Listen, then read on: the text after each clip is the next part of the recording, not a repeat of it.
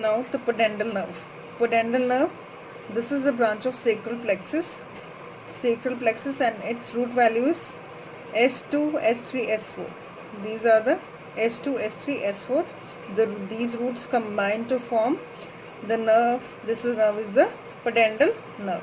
So its root value is S2, S3 or S4, and it is a branch of the sacral plexus. Then its course is in three regions. First in the pelvis, then in the gluteal region, then in the pudendal canal. It has originated from S2, S3, S4. After that, it leaves the sacral area and enters into the gluteal region. First into the pelvic region. First of all, its course in the pelvic region. So it begins in the pelvic region, enters into the gluteal region, then in the pudendal canal, and terminates by dividing into the branches. First course in the pelvic region. The pudendal nerve, this is the pudendal nerve, it descends, it is running downward in front of the piriformis from the sacrum, middle three pieces piriformis, so it runs in front of the piriformis, it leaves the pelvis, then after that when it passes from over the piriformis, it leaves the pelvis and enters into the gluteal region. This is the gluteal region.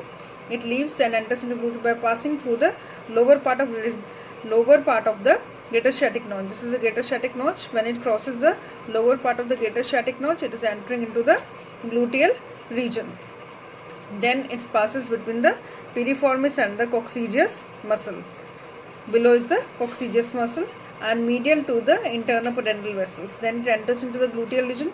In the gluteal region, the pudendal nerve crosses the apex of sacrospinous ligament. This is the apex of the sacrospinous ligament. From the spine, ischial spine to the sacrum, there is a ligament that is called the sacrospinous ligament. In the gluteal region, the pudendal nerve, it crosses the apex of sacrospinous ligament under the cover of the gluteus maximus. Here it lies medial to the internal pudendal vessels, which crosses the ischial spine. Then it crosses the ischial spine and it crosses the ischial spine, and the nerve then leaves the gluteal region and it enters into the pudendal canal. Here is the pudendal canal. In the pudendal canal, the neurovascular bundle of the nerves, it lies in the lateral wall of the, this is present in the lateral wall of the ischioanal fossa. So this is present in the lateral part of the ischioanal fossa. There is a pudendal canal, it runs into the pudendal canal. So it has course in three places. First of all in the pelvis, origin is from S2, S3, S4, then enters into the pelvis, runs in front of piriformis, then at the lower part of greater sciatic notch, leaves this pelvis, enters into the gluteal region, then near the spine, it leaves the gluteal region and enters into the lateral wall of the ischioanal fossa in the pudendal canal and runs along with the pudendal artery and the pudendal nerve. Next are the branches of the pudendal nerve. Next are the branches of the pudendal nerve.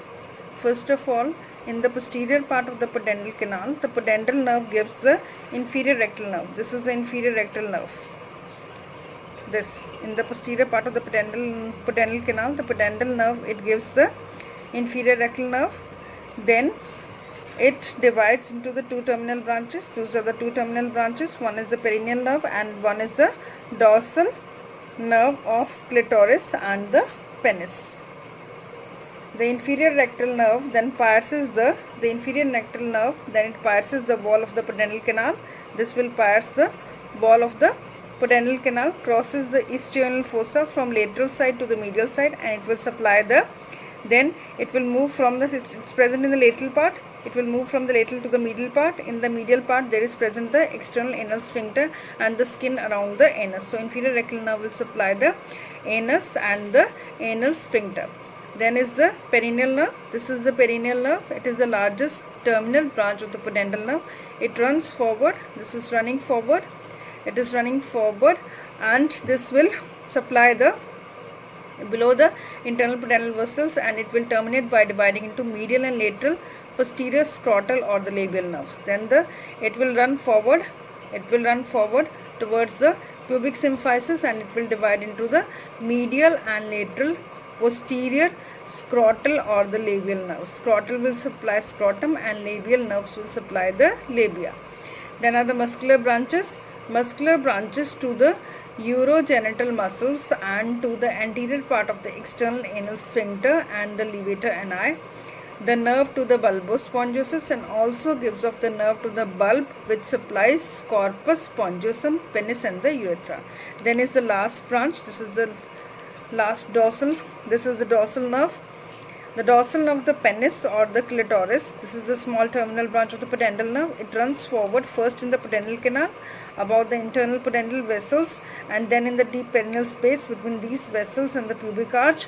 Next it passes through the lateral part of the oval gap between the apex of the perineal membrane and the arcuate pubic ligament, and runs on the dorsum of penis or clitoris and ends in supplying the glans penis, glans clitoridis, and it supplies the skin of the body of the penis or clitoris and of the glans. So it has three main branches.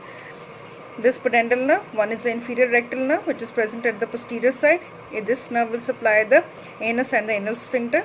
Then are the two terminal branches, that is the perineal nerve and the dorsal nerve of the clitoris. This perineal nerve is the large branch. It will supply the labia and the scrotum, and it has the muscular branches which will supply the muscles of the pelvic diaphragm and also the urogenital muscles and bulbospongiosus and the penis and urethra. Then this nerve to clitoris or penis, it will supply the glans penis, clitoris and the structures related to the skin of the penis or clitoris and the vagina. Next is the artery, pudendal artery. This is the pudendal canal which is present in the lateral wall of the ischial fossa. It has pudendal nerve, artery and the vein. Course of the nerve we have done. Now the pudendal artery. We know that aorta divides into two common iliac arteries. Then each of the common iliac artery on the right and left side will divide to external iliac and the internal iliac artery. Now this pudendal artery is the chief artery of the perineum, which will supply the organs of perineum and of the external genital organs. It is smaller in females than in the males. And origin, this artery is the small terminal branch of the anterior division of the internal iliac artery, and it begins in the pelvis. The course of the internal pudendal artery is same that of the pudendal nerve. First of all, its course lies in the pelvis, then in the gluteal region, then in the pudendal canal. In the pelvis, the artery runs in front of piriformis, as same as of the nerve. Then near the lower border of the greater sciatic foramen, it leaves the piriformis and enters into the gluteal region. Then in the gluteal region, second course is in the artery crosses the dorsal aspect of the tip of the ischial spine under the cover of the gluteus maximus. Here it lies between the pudendal nerve medially and the nerve to the obturator externus laterally.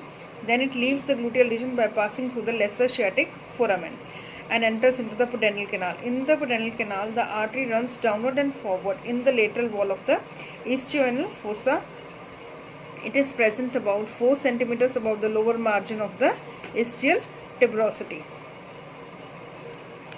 In the pudendal canal, the artery gives off the inferior rectal artery in the posterior part and the perineal artery in the anterior part, and the internal pudendal artery continues into the deep perineal space as the artery of penis or of the clitoris, same as that of the nerve.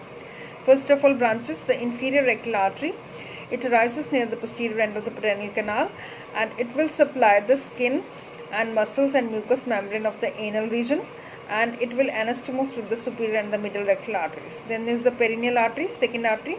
It rises near the anterior end of the pudendal canal and pierces the base of the perineal membrane to reach the superficial perineal space.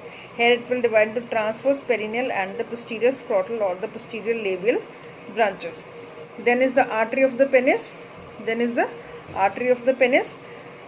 Or the clitoris. It runs in the deep perineal space and gives off the artery to the bulb. Then is the urethral artery, deep artery of penis or the clitoris. Then is the dorsal artery of penis or the clitoris. These are the main arteries.